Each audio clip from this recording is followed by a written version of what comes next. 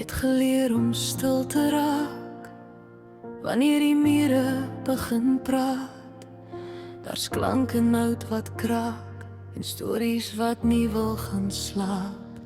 Die huis dra nog die gewig van alles wat ons nooit gesê het, en ek vee dit stadig weg, maar dit kom terug soos reën op beton. Mens leer mos later hoe om te glimlag met seere, en hoe om normaal te lyk met 'n hart vol geraamtes. Ek dra my goed agter my oë, want niemand dit kan sien nie. Al lyk alles mooi gebou, is daar krake in die mure.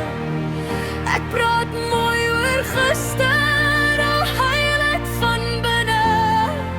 Nie alles wat gebeur het mag uitkom in my sinne. Daar's name wat ek nie noem nie, en plekke wat ek vermy. Nie omdat ek bang is nie, maar omdat dit nog daar bly. Ons almal het 'n storie wat halfpad afgesluit is, met bladsye wat ontbreek en ink wat nie regtig droog is nie.